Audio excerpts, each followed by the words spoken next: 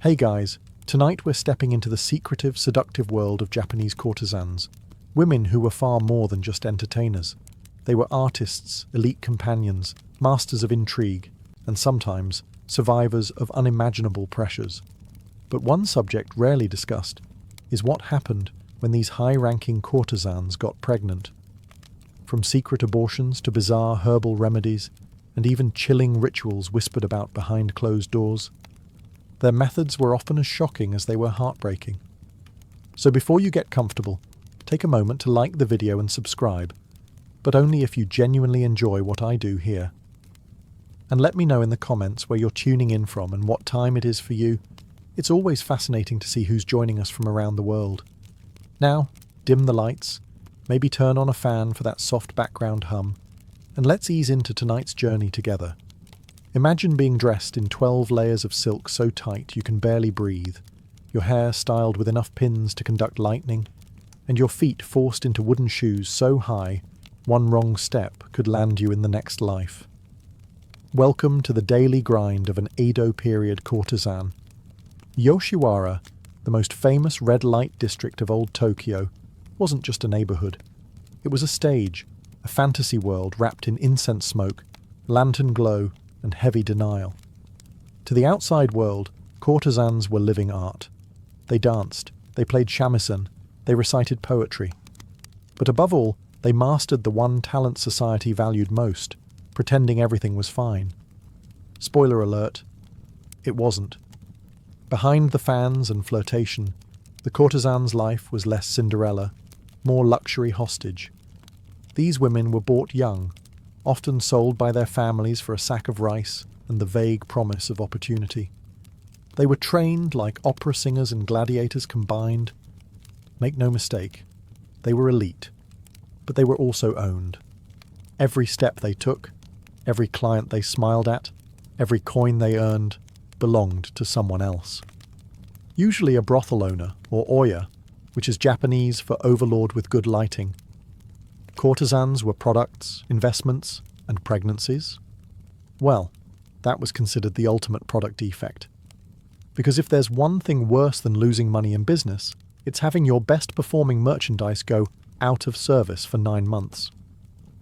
Now, in a perfect world, a courtesan might have taken time off for a baby shower, a sabbatical, maybe a quiet retreat with prenatal yoga and hot stone therapy. But this wasn't a perfect world. This was Yoshiwara, where the only stones were the ones you might be stoned with if you broke contract. Pregnancy didn't just mean losing work, it meant scandal, it meant punishment, it meant, quite literally, blood in the bathwater. So while the streets outside echoed with the clip-clop of platform shoes and sweet laughter, the inner chambers held darker truths, secrets whispered behind screens, remedies passed down not from healers, but from survivors.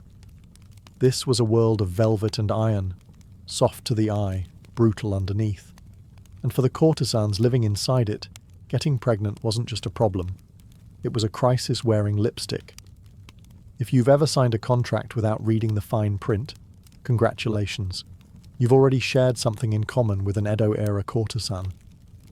Except in her case, the fine print included phrases like, "You will never own your life again," and "Oh, and by the way, don't get pregnant unless you enjoy pain, shame, and herbal poison." Courtesans didn't enter the industry with resumes and references. Most were sold into it as girls, sometimes as young as 7, by families who needed money or just didn't want another mouth to feed. It was the 1600s. Netflix wasn't around, so people entertained themselves by selling their daughters and blaming karma. Once inside the brothel, everything came with a price tag. The kimono she wore, debt. The hair oil, debt. The lessons in poetry, tea ceremony, and how to pretend you're thrilled by middle-aged men discussing rice taxes, debt. By the time she was ready for clients, she already owed more money than a failed startup. Now, the contract, and let's use that term lightly, because she had no legal say in it, was basically a glorified leash. It dictated when she slept, who she served, how she smiled, and most importantly, that her uterus remained strictly decorative. Pregnancy? That wasn't in the brochure. And let's not forget the clients, a diverse collection of drunk samurai, emotionally starved merchants, and the occasional poet who thought whispering about cherry blossoms counted as foreplay. These men weren't looking for long-term commitment. Most weren't even looking for eye contact. And if they got a courtesan pregnant, they disappeared faster than your paycheck after payday. Of course, the brothel didn't blame the man. That would be far too progressive. Instead, the woman, the walking investment, was accused of carelessness, as if she had simply tripped and fallen into an accidental third trimester. In some establishments, even the suspicion of pregnancy was enough to get a courtesan reassigned to the bottom rung, the clients with fewer teeth and more complaints. Or worse, she'd be locked away until the problem resolved itself. You see, this wasn't just about sex. It was about control, reputation, and money. And babies? Babies were bad for business. Because nothing ruins a romantic illusion faster than morning sickness. So what happens when a courtesan in Yoshiwara does the one thing she's absolutely not supposed to do? No, not fall in love. That's frowned upon, but survivable. We're talking about the big one, the moment her stomach starts growing for reasons other than bloat from too much fish soup. Pregnancy. The ultimate plot twist. See, in this elegant, silk-wrapped prison, getting pregnant wasn't a beautiful miracle. It was a career-ending biological betrayal. In modern terms, it was like your iPhone suddenly deciding it wanted to be a toaster. Beautiful? Maybe. Useful? Not anymore. The courtesan's role was to entertain, seduce, and maintain the illusion that every client, no matter how hairy, drunk, or emotionally unstable, was her one true love. A baby? That shattered the fantasy. Suddenly, clients might remember that actions have consequences. And no one's paying premium rates to be reminded they left their real family across town. To the brothel, pregnancy wasn't a matter of health. It was a product malfunction.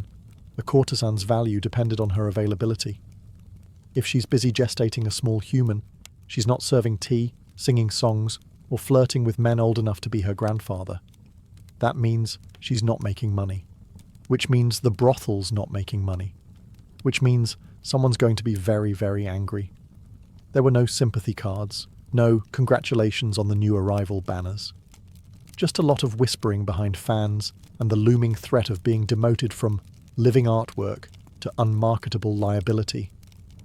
At best, she might be hidden away until the issue resolved itself, which, let's be honest, is a poetic way of saying, handle it or else. At worst, she'd be thrown out, penniless, with a reputation so tarnished even the low-tier tea houses wouldn't touch her. And the baby?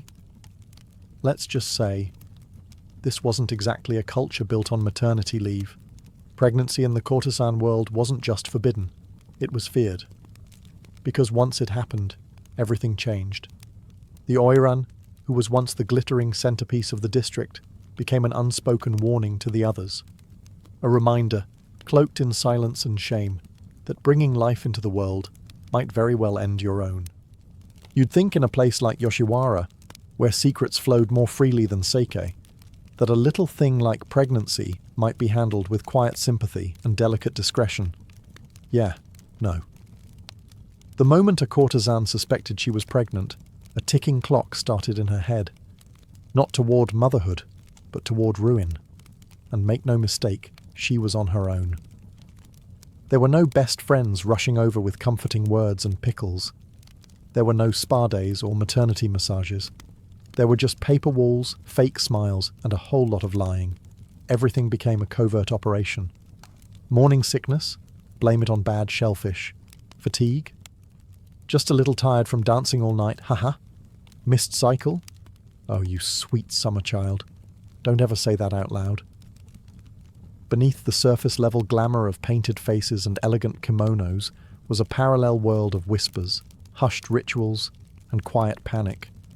Courtesans shared remedies in code, passed down like haunted family recipes. Try the tea with 3 leaves, not 5. 5's for headaches. 3's for, well, you know. Even the act of checking if you were pregnant had to be done in secret. Some girls became experts at reading their bodies like they were decoding enemy messages. A missed period could mean anything, right? Stress, diet, Mercury being in retrograde, or, as it was known in the Edo period, we pissed off another god again. And if you were certain, that's when the real performance began. You still had to work, still had to flirt, still had to endure being pawed at by clients who definitely caused this in the first place, without them ever suspecting a thing. It was emotional espionage in high heels.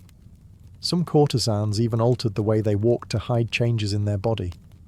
They'd tighten their obi belts just a little more, risk fainting rather than showing the slightest bump. Vanity? No. Survival. And of course all of this had to be done while still being enchanting, because heaven forbid your emotional distress interrupt someone's evening of purchased romance. Beneath the layers of silk and powdered faces were women quietly waging war against their own biology, and against a world that demanded perfection but offered no grace. And it all had to stay hidden. Because once the secret got out, the kimono wasn't the only thing that could come undone. Let's talk tea. Not the kind you sip while gossiping about your neighbour's suspicious new kimono. No, this tea had a very different purpose. One that came with cramping, bleeding, and the faint possibility of death. Welcome to the courtesan's secret weapon, herbal abortion brews. Because when you couldn't exactly stroll into a pharmacy and ask for one discreet termination, please, you turned to Mother Nature and hoped she was in a merciful mood. The most infamous players in this deadly tea party? Mugwort, safflower, and kanzo, otherwise known as licorice root, which sounds innocent until you realise it was taken in horrifying doses that could make your uterus flip a table. These weren't your garden variety sleepy time teas. These were brewed like potions from a grim fairy tale, steeped long, taken hot, and chugged down in desperate gulps while praying to every god and ancestor you could remember. Did it work? Sometimes. Did it also destroy your insides, induce hallucinations, or give you a fever that felt like a preview of the afterlife? Also yes. The recipes varied. Some were passed between courtesans like coded scrolls. Add ginger if you want it to act faster, one might say. Don't use too much safflower or your skin will start to burn, another might whisper. It was part science, part superstition, and entirely unregulated disaster. The worst part? You had to keep working the whole time. Imagine entertaining clients, smiling sweetly, making small talk about moonlight and cherry blossoms, all while bleeding internally and hoping this was the cup that did the trick. And if the tea didn't work? Well, that just meant it was time to move on to the next method. Because in this game, there were no do-overs, just a terrifying ladder of solutions, each one darker than the last. For some, the herbal tea was enough. For others, it was just the opening act in a play titled, "Please Don't Let the Brothel Find Out." But the truth was clear. In the pleasure quarters, even something as innocent as tea could become a lethal gamble. And when your life is held together by silk, smiles, and secrets, one wrong sip could unravel everything. If the tea didn't work, and let's be honest, herbal roulette wasn't exactly foolproof, there was always another option. More hands-on. Enter the midwives. Not the sweet, smiling birth attendants you might imagine from folk tales. No. These were women of shadows, ghosts in the alleyways of Yoshiwara, legends passed between trembling lips. No signage, no appointments, no receipts, just pain, blood, and a whole lot of praying. They were called basan, literally old women, and many of them had once been courtesans themselves, retired not by choice, but by the harsh reality of time, and with no savings, no pensions, and no market for grey-haired flirtation. They became specialists in fixing problems. Unofficial ones. You didn't find them. You heard about them. A whispered name, a folded note tucked in a sleeve. You knocked on the right door at the wrong time of night and hoped you brought enough coin and enough courage. The tools? usually a mix of crude implements, boiling water, cloth rags, and whatever's lying around. Surgical steel, sanitation, a concept for another century. No anesthesia, no aftercare. Just grit your teeth and hope the gods are too busy to notice. And yet, to desperate courtesans, these midwives were saviours. Grim, sharp-fingered saviours who didn't ask questions and didn't tell lies. Payment wasn't always money. Some took hairpins, trinkets, or silk sashes. One story tells of a midwife who accepted a rare perfume bottle in exchange for silence, then wore it daily like a war medal. The risk? Enormous. Infection, hemorrhaging, permanent infertility, or worse. Many girls never returned to the brothel.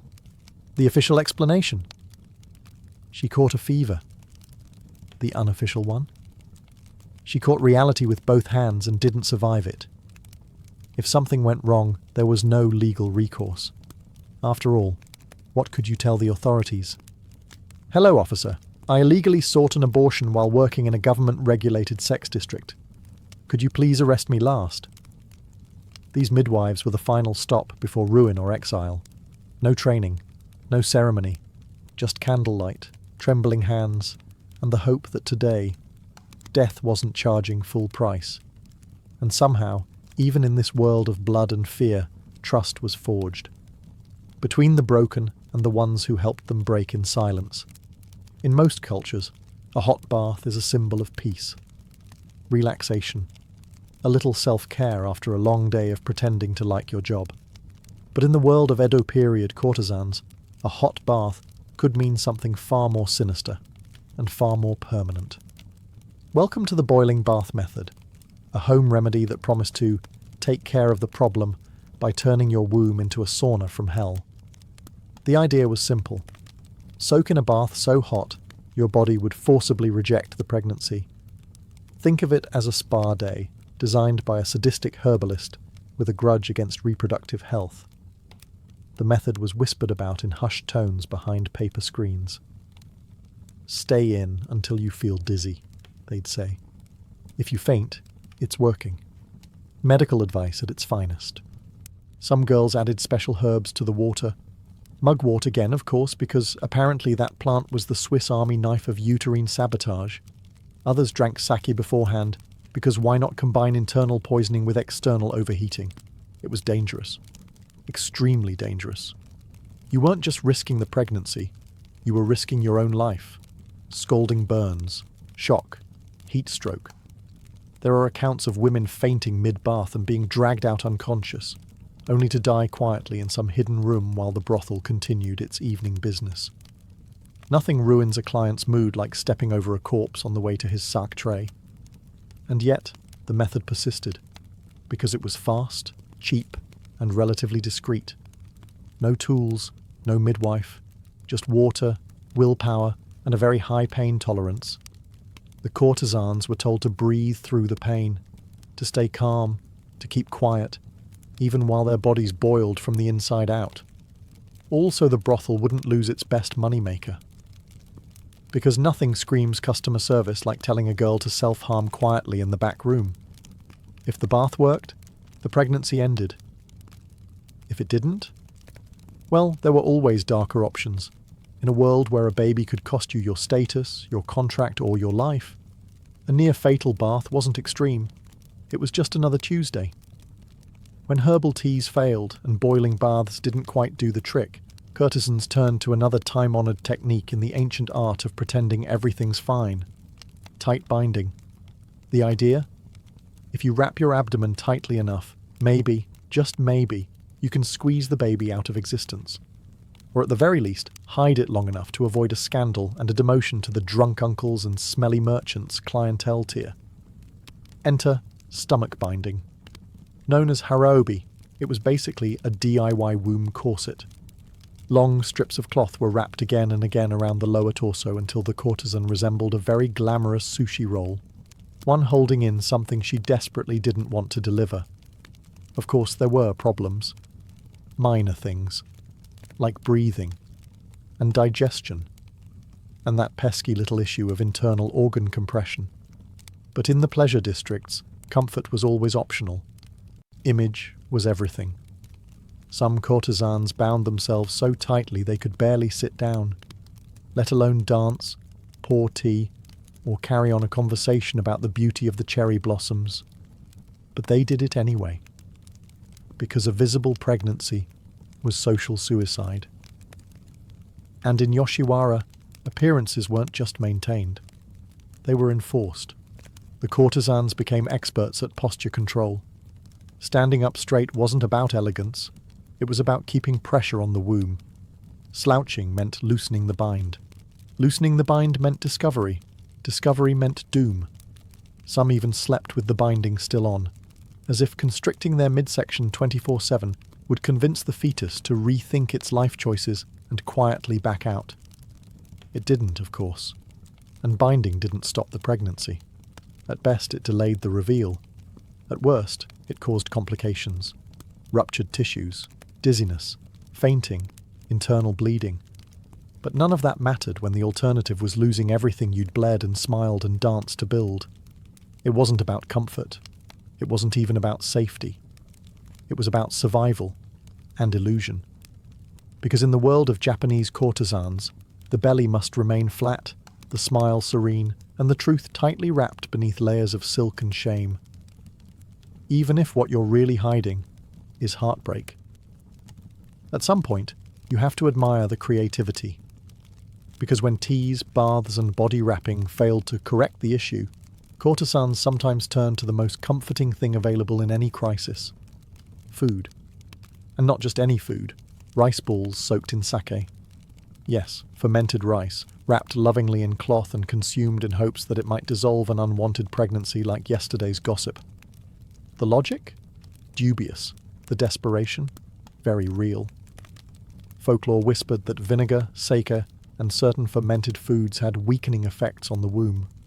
Courtesans were told, by each other, by old servants, by the midwives with half an herb shop in their apron, that if you ate just the right combination of ingredients, you could wash the seed away. It sounds like a tragic fairy tale, and in many ways it was. The recipe varied by district. In one brothel, the go-to method involved warm sake, mixed with crushed garlic and pickled plum, which probably tasted like despair with a hint of nausea. Another popular combo was rice balls marinated in vinegar, ginger, and shame. Served cold. Very cold. Did it work? You know the answer. Not really. Unless you count vomiting and intestinal distress as results. But in a world where your entire future hinged on hiding your condition, even a placebo with side effects was worth trying. Some courtesans were told to chant little verses while eating, part spiritual ritual, part emotional coping mechanism. Something along the lines of, "Return to the river, little child, for now is not your time." And then they'd swallow, trying not to gag. There's something incredibly human and heartbreakingly naive in this method. A kind of hopeful magic passed between trembling hands. Because unlike the midwife or the boiling bath, this one felt gentler, almost like a ritual, almost like a prayer. But no amount of sake could rewrite biology, and while the rice balls offered comfort, they rarely offered results. Still, courtesans kept trying. Because when your body isn't your own, and your choices are limited to pain or secrecy, sometimes the only power you have left is believing in something. Even if that something is a soggy rice ball soaked in old liquor and whispered regret. So, let's say a courtesan gets pregnant. She's terrified, bleeding from herbal teas, possibly half poached from a boiling bath, and she's tried every rice ball in the folklore cookbook. Naturally, the next logical step might be to tell the father? Ah, sweet child, that man is already gone. Courtesans didn't operate in a world where paternity was a shared responsibility. They operated in a fantasy, one the client paid for. And the minute that fantasy tried to become reality, the man vanished like a samurai in a scandal. Most clients were married. Others were officials, nobles or merchants with reputations they absolutely did not want associated with illegitimate children from the pleasure quarters. So when that courtesan nervously hinted, there might be consequences, the reaction was almost universal. Sorry, I'm moving to Osaka. Permanently. Also, I don't know you. Courtesans were trained not to expect loyalty. That's why any emotional attachment was considered dangerous. But still, many women held onto a fragile hope that the man they saw week after week, who brought gifts and shared secrets, might do the right thing.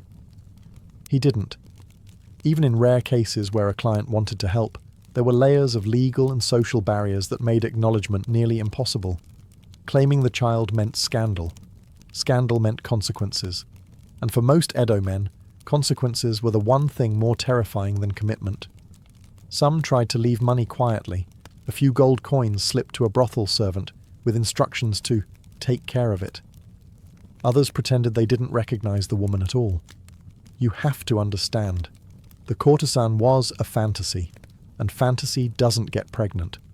So when reality knocked, in the form of morning sickness, swelling feet, or a missed cycle, the men did what men have done in many chapters of history. They got really, really good at ghosting. The father's silence wasn't just literal. It was cultural, institutional, practically a tradition. No messages, no visits, no names on scrolls. Just another shadow in a world already thick with them. And for the courtesan, there was no time to grieve or rage. There was only the next performance, the next lie, and the silence growing in her womb. If pregnancy was a personal disaster, then letting the brothel find out. That was the apocalypse, complete with dramatic consequences, zero sympathy, and absolutely no baby shower. You see, the brothel wasn't just your workplace. It was your world. Your landlord, your agent, your stylist, your parole officer, all rolled into one. And like most institutions that care deeply about profits and very little about people, it had one golden rule: don't get pregnant. So what happened when a courtesan slipped up? Well, it wasn't handled with sensitivity or a calm sit-down with the boss. No, we're here to support you vibes. Just a lot of side-eye, passive-aggressive fan-snapping, and the looming sense that you were about to be thrown under the gilded bus. The moment the suspicion arose, maybe you were walking a little slower, eating a little less, or just existing too carefully, the whispers began. First came the rumours. She's getting fat. She looks pale. She skipped her cycle. I heard it from the maid who empties the chamber pots. Then came the surveillance. Suddenly, you weren't allowed to leave the room alone. Your friends were asked to report on your activities. You were given less work, not out of compassion, but because they were prepping your replacement.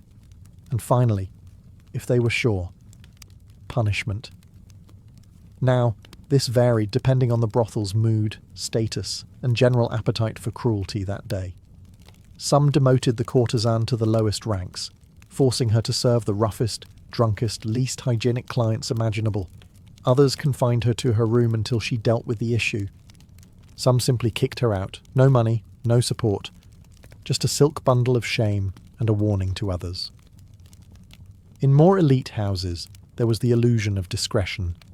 They'd claim she was on retreat or visiting family. But everyone knew what that meant. Pregnancy wasn't just a personal failing, it was a business risk, a contamination of the illusion. And in a system built entirely on fantasy, reality was considered rude.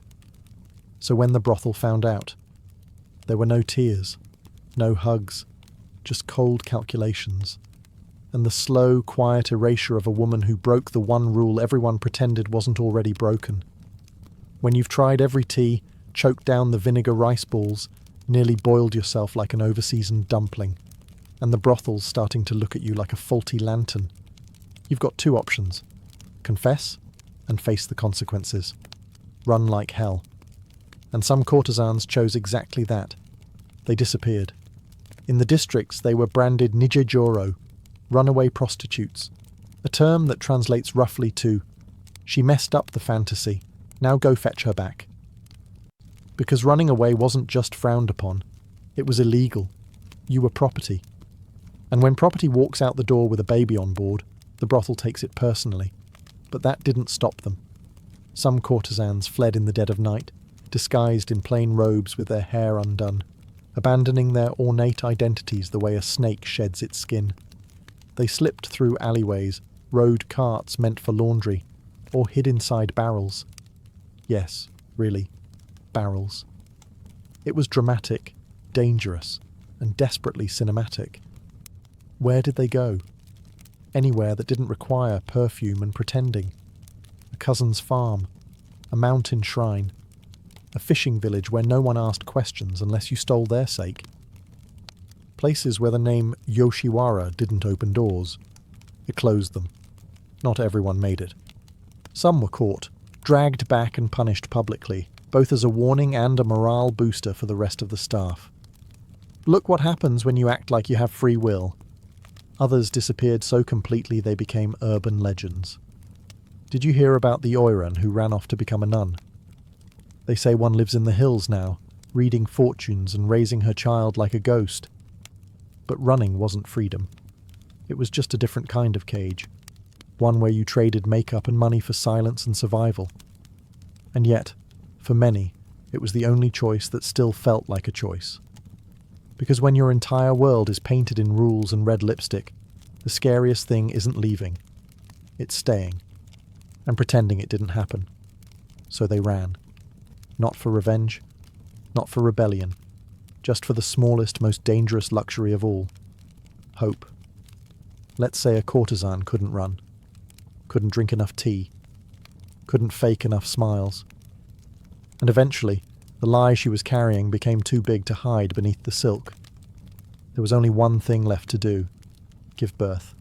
Quietly, invisibly, preferably without anyone noticing. Welcome to the underground world of silent deliveries, where motherhood arrived in the dead of night, behind sliding paper doors, with towels stuffed in mouths to muffle screams. No birthing chairs, no midwives in cheerful aprons, no cries of joy, just urgency, terror, and if you were lucky, someone who knew how to boil water without asking questions. Sometimes it happened in secret rooms, ones the brothel conveniently didn't know about. Other times, it happened in storage closets, behind drapes, or even outdoors under cover of darkness. Because nothing says beautiful miracle of life like squatting behind a bathhouse with a handkerchief in your teeth. The courtesan had to remain calm, because if she made too much noise, she wasn't just risking scandal, she was risking exile, or worse. And there was no fanfare. No name-picking ceremony. Just a bundle of blood and breath, wrapped in a cloth and hidden before dawn. If she was very fortunate, a servant girl or an old retired courtesan might help. These were women who'd seen it all and kept their mouths shut tighter than a lacquered box. They brought towels, boiled water, whispered prayers, and never asked what would happen to the baby afterward. And the baby? Well, that was the question no one wanted to answer. Some were taken away immediately. Others stayed hidden for a few days, tucked in a corner, fed in silence, loved with trembling hands. But everyone knew this was temporary. The child didn't belong here. There was no room in the pleasure quarters for innocence. What these women endured, physically, emotionally, is almost unspeakable. But they did it, because the alternative was worse.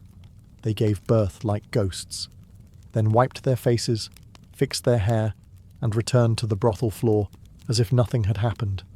No maternity leave, no postnatal care, just another performance. Because in Yoshiwara, the show must go on. If a courtesan managed to give birth in secret, there was still one problem left. A tiny, crying, impossibly fragile problem. And in the pleasure districts, babies weren't blessings. They were liabilities with lungs. Loud, hungry, and impossible to explain to your next client. So what did she do? She walked, under cover of night, to the edge of town, to the roadside, to a place built for tragedy, a shrine of abandonment. Known as koya or ubasut sites, these were quiet stone shrines tucked into the corners of society, halfway between a place of worship and a dumping ground. They weren't publicized, but everyone knew they existed, and everyone knew what they were for. A mother, often a courtesan, a servant, or any woman society had failed, would leave her infant on the steps, swaddled tightly, sometimes with a name, sometimes with nothing but a small charm or folded prayer paper tucked into the cloth. And then she walked away. No goodbye, no witness, no turning back. If she was lucky, a monk or kind stranger might find the child. Sometimes a temple took them in, raising them in silence. Other times they were passed to orphanages, or into servitude, or simply vanished into the folds of forgotten stories. The courtesan didn't leave her child because she didn't care. She left it because there was no other path. The brothel wouldn't allow children. The law offered no protection. And even if she ran, what future could she offer a baby while hiding from bounty hunters with nothing but a comb and a blood-stained obi? So she did the unthinkable, not out of cruelty, but out of love, twisted by desperation. Some shrines were said to be haunted. Locals claimed they heard crying at night, not from the babies but from the women who left them. Echoes of regret carved into the wind like invisible gravestones. It wasn't just a shrine.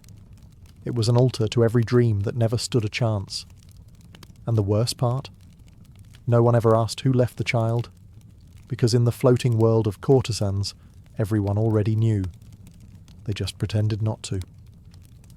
In the eyes of Japanese tradition, an unborn or aborted child isn't just a medical footnote, it's a spirit.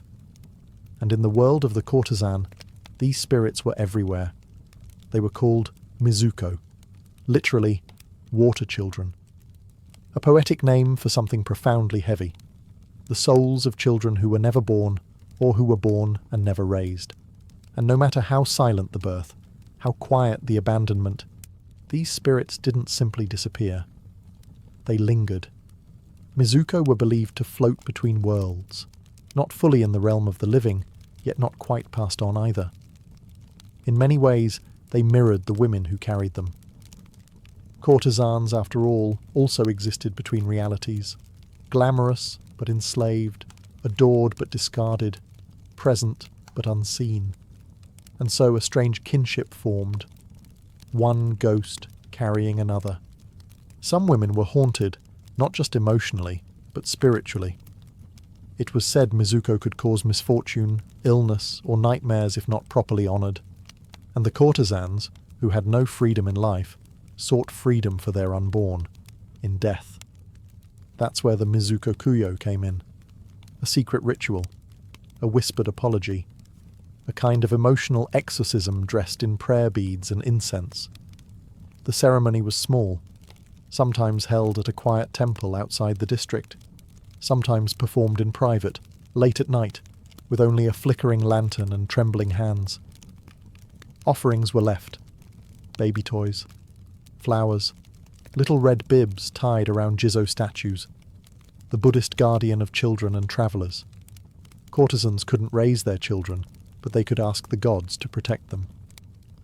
It was the only parental act they were allowed, and it was heartbreaking. Imagine lighting incense for the child you never got to name, whispering, "I'm sorry," not because you didn't love them, but because you did, in a world that didn't give you room to show it. Some came back again and again, year after year, unable to forget. Others visited once, and never returned, too afraid to reopen the wound. But all of them carried it. Because even in a world built on forgetting, some memories refused to drown. Mizuko weren't just spirits, they were reminders that love existed, however briefly, even in the darkest corners of silk and shadow. In Yoshiwara, the pleasure district was always loud. Laughter echoed down lantern-lit alleys. Music floated through the sliding doors. Perfumed clients shouted about love they didn't mean. Courtesans giggled, poured sake, and told 100 lies an hour, all for the price of illusion. But beneath all that noise, something remained perfectly still. Silence. A specific, deliberate kind. The kind that wrapped itself around certain topics, like a velvet chokehold. And at the centre of that silence was the unwritten rule. We don't talk about pregnancy. Every courtesan carried an invisible weight. Contracts, expectations, debt, desire. And for the ones who got pregnant, that weight tripled overnight. It pressed on their lungs, their decisions, their very skin. But somehow they kept dancing. They still performed, still laughed at jokes they'd heard 1,000 times, still painted their lips blood red and pretended they weren't bleeding somewhere else entirely. Because strength, in Yoshiwara, wasn't about force. It was about endurance. The ability to carry your pain like it was part of your costume.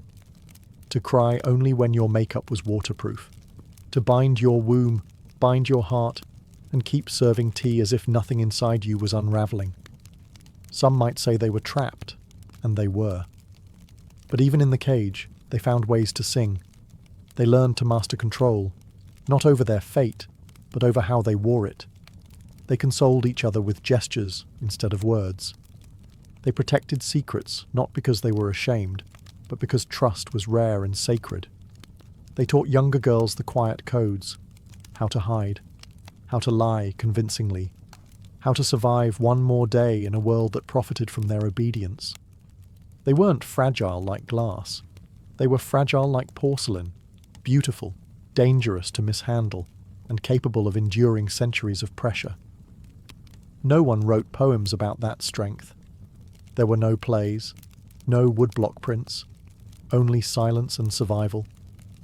But if you looked closely, in the tilt of the head, the narrowing of the eyes, the slight tremble in the hands pouring tea, it was there. They were artists, yes, but they were also warriors, painted in rouge and wrapped in silk. And for those who carried the unbearable, the unborn, the forgotten, the shame no one dared name, the fact that they still stood at all, that was strength, disguised as elegance, disguised as grace. But make no mistake, it was strength. They were never supposed to be remembered. Courtesans existed to be consumed, not known. Admired, desired, painted, yes. But understood? Never. And once they faded from the spotlight, they were swept aside like yesterday's incense smoke. Especially the ones who got pregnant. There were no statues for them, no poems carved in stone, no history books recording the names of the girls who bled quietly behind the screens, who left offerings for children no one else ever saw, who disappeared in the night with swollen bellies and broken contracts. But they existed, and they mattered. Behind every fan flutter and practiced laugh was a human being surviving the impossible. They carried beauty like armour and shame like a shadow. They were punished for wanting love, exiled for making life, and buried in the footnotes of history like an inconvenience. And yet, they still found ways to fight. Not with swords, not with speeches, but by enduring, by holding on to moments of kindness in a world designed to forget them, by protecting each other in small, defiant ways, a whispered warning, a smuggled remedy, a silent prayer at a shrine that smelled of old moss and ghost stories. Remembering them isn't just about justice, it's about truth. It's about pulling back the silk and acknowledging what was really there all along. The heartbreak, the resilience, the quiet rage of women forced to choose between survival and self. They weren't weak. They weren't shameful. They were trapped in a system that commodified their bodies and criminalized their humanity. And still, they endured. Some are honoured only by the red bibs on weathered Jizo statues. Some are remembered in the aching melodies of old shamisen songs. Most are unnamed, unheard, and unseen. But tonight, we remember them. Not just the courtesans they were trained to be, but the mothers they were never allowed to become, the daughters sold too soon, the women who survived the unspoken war inside the brothel walls. They lived in the shadows, but that doesn't mean they should stay there. Whoa. It didn't start with a bang. No, the moment that would transform the American West forever came quietly, as soft as the flow of the American River itself. It was January 24th, 1848. James W. Marshall, a carpenter overseeing the construction of a sawmill for a man named John Sutter, was inspecting the tail race, the ditch that allowed water to flow away from the wheel. The water was rushing a little too fast. Rocks had shifted. The soil needed clearing. Then he saw it. A flicker. A flash. A yellow gleam in the muddy shallows. Gold. He picked it up, rolled it between his fingers, bit it, because that's what people did in those days to check if wealth had actually arrived. He showed it to a colleague, then to Sutter. And Sutter, upon realizing what this meant, didn't cheer. He didn't celebrate. He panicked.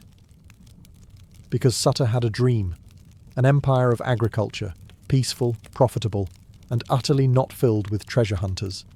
A gold rush would bring chaos, squatters, thieves, land disputes. And it did, just not right away. You see, for a short moment, they managed to keep it quiet. A secret fortune, a private revolution. That moment didn't last. Within weeks, whispers echoed across saloons and trading posts. By spring, sailors in San Francisco were abandoning their ships mid-voyage. Entire towns emptied overnight. Men ran from jobs, from homes, even from families, all chasing a river-born dream. What began as a fluke on the edge of a sawmill would ignite the single largest mass migration in American history. Gold fever was airborne, and no one was immune. By the time word reached the East Coast and trickled across oceans to China, Chile, and Australia, it was too late. California was no longer just a distant frontier. It was an obsession, and all because one man saw a glimmer in the dirt. It wasn't the first time gold had been found in America, but it was the first time it rewrote the future overnight, because this wasn't just a discovery, it was a spark, and everything was about to catch fire. By the time 1849 arrived, California was no longer a distant rumour. It was a magnet, and the world was iron. Tens of thousands of people, mostly men, were on the move. From New York to New Orleans, from London to Lima, from Canton to Cape Horn, the rush had begun. They came on foot, by wagon, through blistering deserts and over ice-choked mountains. They came on ships that rounded the tip of South America, months at sea, just for the chance at a golden miracle. They were dreamers, desperate men, adventurers, crooks, widows in disguise. Entire ships were abandoned in San Francisco's bay, their crews running inland with shovels and gold pans. Some called it madness, others called it destiny. By the end of that single year, California's population exploded from barely 15,000 to over 90,000. San Francisco ballooned from a sleepy port to a wild, chaotic boomtown. Streets were lined with tents, gambling halls, and hastily thrown together wooden shacks. The sound of hammers and pickaxes filled the air, competing with music, shouting, and gunfire. There were no banks, no law, no plumbing, just gold fever and the insanity that came with it. They called themselves the 49ers. Most arrived poor, sunburned, and covered in dust. They carried little more than blind hope and crude tools. Few had mining experience. Even fewer would strike it rich. But the dream was powerful enough to erase the odds. One man might dig for months and find nothing. Another could stumble upon a sparkling nugget the size of a walnut and suddenly be rich beyond imagination, at least until he lost it all in a drunken poker game. And still, they came. Every wagon that creaked westward carried more than tools. It carried ambition, desperation, and a fierce belief in reinvention. That out here, past the edge of everything, a man could become something new. 1849 wasn't just a year, it was a breaking point.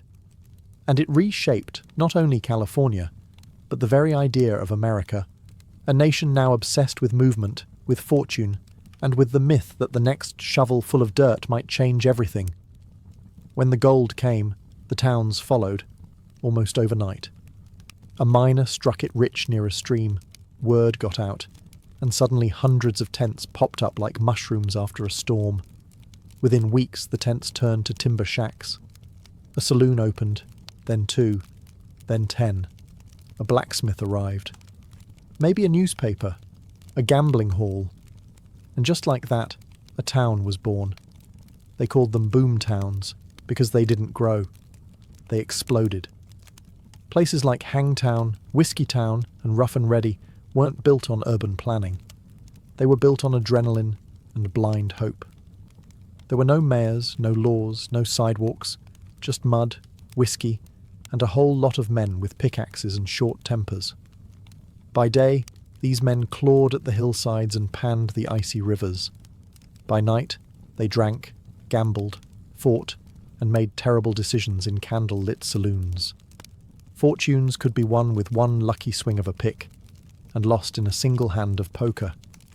There were no rules, or rather, there were too many, made up on the spot and enforced by whoever had the biggest gun or the loudest voice. Justice was improvised.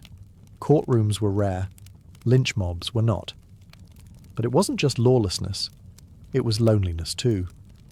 The population was overwhelmingly male. For every woman, there were dozens, sometimes hundreds, of men. Letters from the East spoke of homesickness, heartbreak, and men crying quietly by campfires. The gold wasn't always in the ground. Sometimes it was just a memory of what they left behind. Some towns flourished for a time. San Francisco transformed from a sleepy harbour to a rowdy, bustling gateway to the goldfields. But many others didn't last. When the gold dried up, the people vanished. What was once a buzzing boomtown became a ghost town. Buildings left to rot, saloons still stocked with broken glasses, wind whispering through empty jail cells. The gold rush didn't just create towns, it devoured them. For every success story, there were hundreds of shattered dreams, buried beneath muddy floors and abandoned tools. But no one came west expecting guarantees. They came for a chance. And boomtowns, chaotic, filthy, and burning with hope, were where that chance lived. For a little while, gold fever sounds romantic, until you're knee-deep in freezing river water, swinging a pickaxe into rock, sleeping on dirt, and calling beans your only friend. The life of a prospector wasn't glamorous. It was hard, lonely, and often miserable. But still, they came. Because the promise of riches, even the slimmest chance of it, made men do impossible things. Most arrived with little more than hope and a few essentials: a pickaxe, a shovel, a gold pan, and maybe a tin plate or two. If you had money, you might splurge on a rocker box, a wooden contraption that let you sift through more dirt at once. If you really had cash, a long tom sluice. If not, it was all down to your 2 hands and gravity. And patience. Panning for gold meant hours bent over a river, swirling sediment, hoping to catch a flicker of yellow among the rocks. Some struck it rich in a day. Most didn't. They dug holes, moved boulders, built flumes, dammed creeks, and chased every rumour of easy gold like moths to flame. They slept in tents, if they were lucky, open skies if they weren't. Rain meant wet clothes. Snow meant frozen boots. Bears were a risk. So were thieves. Disease was constant. Dysentery, scurvy, cholera, because sanitation was non-existent, and miners weren't exactly washing their hands before meals. Food was basic and expensive. Eggs could cost more than a day's wages. Beans, bacon, and coffee made up the holy trinity of miner cuisine. Vegetables? Rare. Bathing? Optional. Haircuts? Forget it. And still, they stayed. Because the gold was real. People had found it. And if they could, maybe you could too. That was the sickness of it.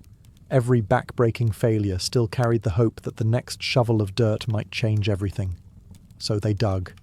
Day after day, year after year. Some never found more than dust, others found enough to change their lives, or at least buy one hot bath and a better pair of boots. But success wasn't the only test.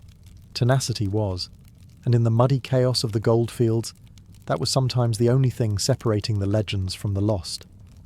Gold didn't just come out of the earth, it came with a price tag written in blood, sweat, and broken promises. For all the stories of overnight fortunes, the truth was far grittier. Most miners didn't get rich. Some found just enough to survive. Many left poorer than they arrived, carrying nothing home but blisters and regret. But the cost wasn't just personal, it was national. California was never empty, though the gold rush mythology would have you believe otherwise. Long before the miners came, the land was home to hundreds of thousands of Native Americans, living across dozens of nations and tribes. But once gold was discovered, they were treated as little more than an obstacle between ambition and profit. As miners poured in, native lands were seized, poisoned, and burned. Rivers once full of salmon were clogged with debris and mercury. Forests were cut down. Wildlife vanished. And the people? They were pushed out, hunted, enslaved, killed. The California state government even funded militias to clear the land, paying bounties for native scalps. By 1870, California's native population had plummeted by over 80%. What began as a rush for gold became a quiet genocide. But native tribes weren't the only ones who paid. Mexican and Chilean miners, who'd been working California's hills long before 1849, were soon targeted by racist laws and mobs. Chinese immigrants, who arrived in waves hoping to earn a better life, were taxed heavily and driven out of claims by violence. Black miners, both free and enslaved, faced legal and physical threats every step of the way. Even white miners fought among themselves. Claims were stolen, camps erupted in gunfire, fortune created friction, and everyone believed they deserved the prize. Gold brought chaos. It twisted morals. It rewrote values. Men who once believed in family, law, and church found themselves bribing, lying, stealing, sometimes killing, all for a glint in a pan. Because once you saw gold, really saw it, your soul never quite looked the same again. The gold rush wasn't just an event. It was a fever, a transformation. And for every ounce pulled from the ground, something else was buried deeper. Justice, peace, community, or conscience. Gold may have glinted in the rivers, but justice? That was a little harder to find. In the early days of the California gold rush, there were no real laws. California wasn't even a state yet. It was a lawless, rapidly changing frontier where a man's wealth, or the size of his revolver, often decided right from wrong. And so, the miners made up their own rules. They formed what were called mining codes, loose agreements about claim sizes, boundaries, and behaviour. If someone broke the rules, they were brought before a jury of their muddy, exhausted peers. But fairness was relative. He stole my shovel, might get you a warning. He found a nugget on my land, might get you hanged. Yes, hanged. Vigilante justice became the norm. There weren't enough sheriffs, so towns formed vigilance committees. These were self-appointed enforcers, quick to punish and rarely interested in trials. Suspects could be whipped, run out of town, or tied to a tree with a rope around their neck, often without evidence. And saloons. They weren't just places to drink. They were courtrooms, gambling halls, and sometimes execution grounds. A drunken insult could escalate into a shootout. A lost card game might end in murder. Gunsmoke and lawlessness danced side by side beneath swinging lanterns. Theft was rampant. Claim jumping, when someone tried to take over another man's land, could spark all-out war between rival camps. Property lines were often decided with fists, bullets, or hastily scribbled signs nailed to trees. But amidst the chaos, something strange happened. Communities began to emerge. Makeshift governments formed. Real sheriffs were elected. Towns started building courthouses instead of gallows. California drafted a constitution in 1849. even before it officially became a state in 1850. The Wild West began to tame itself, slowly, violently, unevenly. But the scars of that early lawlessness never quite healed, because in the goldfields, justice had always been improvised, and even when the rules arrived, they came too late for many, buried beneath the hills, forgotten in dry creek beds, or swinging from tree branches that once doubled as judges. The California gold rush wasn't just an American story. It was a worldwide alarm bell, and it rang loud. By 1850, ships from every continent were docking in San Francisco Bay, their sails heavy with wind, their decks heavy with dreamers. Gold fever had gone global, and California wasn't just a place. It was an idea. They came from Chile, seasoned miners who had worked South America's goldfields long before the discovery at Sutter's Mill. They came from Peru, Mexico, and the West Indies, bringing skills, spices, and music. From China, thousands crossed the Pacific in wooden boats, driven by famine, poverty, and the promise of Gold Mountain. Europe sent its share too, Irish, Germans, Italians, and Frenchmen, many escaping revolution, poverty, or war. Even a handful of Australians showed up, having chased their own gold and figured they'd try again on another continent. California became a swirling, churning, multilingual chaos. Tents pitched side by side, arguments shouted in a dozen dialects, cooking fires filling the hills with scents from 5 different continents. At first it seemed like something beautiful, a global gathering, all drawn by the same dream. But dreams have borders, and when gold was scarce, prejudice grew fast. Foreign miners were often viewed with suspicion or outright hostility. Their success was resented, their accents mocked.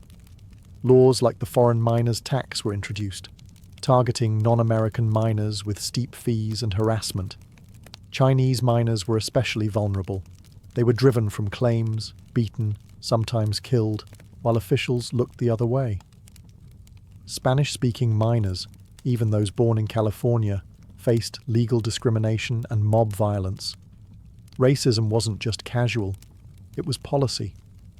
Still, many stayed. They built communities, temples, churches, and businesses. San Francisco's Chinatown took root. Latino towns thrived along old Spanish land grants, and even as they were pushed to the margins, these global pioneers helped shape the future of California, in its food, its language, its spirit. The gold rush didn't just bring people west, it brought the world west. And for better or worse, it showed what happened when cultures collided not over ideals, but over gold. Gold has a way of running out, even when the fever doesn't. By the mid-1850s, the rivers were quieter. The easy gold, the glittering flakes and nuggets that could be scooped from shallow stream beds, was gone. What remained was deeper, harder to reach, and required tools that most miners couldn't afford. The rush was over. Those who came expecting instant wealth now faced a cruel truth. The gold rush had never been a promise, only a gamble. And for most, the house had won. Some stayed, switching from panning to wage labour in large mining operations.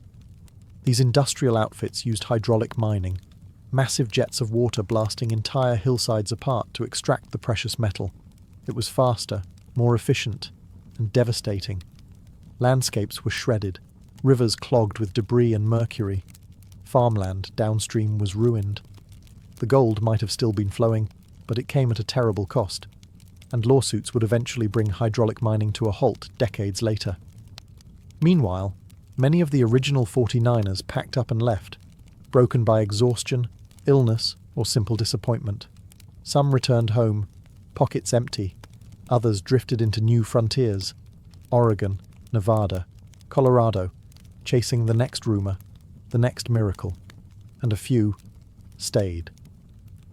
They became shopkeepers, ranchers, teachers, mayors. They built California not with shovels but with roots. Because while the gold was drying up, something else had taken hold. Possibility. California had transformed. It was no longer a forgotten territory. It had roads, ports, towns, newspapers, banks, and, Finally, statehood. In 1850, just 2 years after Marshall's discovery, California officially joined the Union. The gold rush was over, but its impact was irreversible. It had redrawn the map. It had filled the West with people, ambition, and violence. It had shattered indigenous populations, transformed the economy, and turned a sleepy frontier into a symbol of American reinvention. What began with a sparkle in a river ended with an empire in motion. And while the miners moved on, California stayed gold, not just in its hills, but in its legend. Because sometimes the greatest treasure isn't what you dig up. It's what you build after the digging ends. The gold rush ended, but its echo never stopped. Even today, nearly 2 centuries later, California still wears the gold rush like a second skin. Its nickname? The Golden State. Its motto? Eureka. I have found it. It's not subtle. This wasn't just a historical event. It became a national identity, a cultural myth baked into America's DNA. Because the gold rush wasn't just about gold, it was about reinvention. It taught a young, hungry nation that fortune wasn't inherited.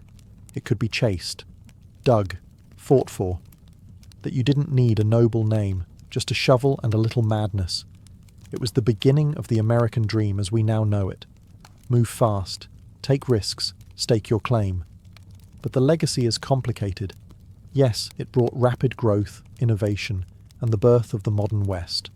It gave rise to San Francisco, to the railroad, to California as a cultural and economic giant. But it also left scars, deep ones. Native communities were nearly erased. Landscapes were ravaged. Racist laws created lasting wounds. Chinese laborers, Mexican miners, black pioneers, they built California too. But their stories were buried under the glittering myth of the white prospector with the lucky pan. And yet, people still come. Not for gold, perhaps, but for something like it. For tech, for fame, for reinvention. Silicon Valley isn't far from Sutter's Mill.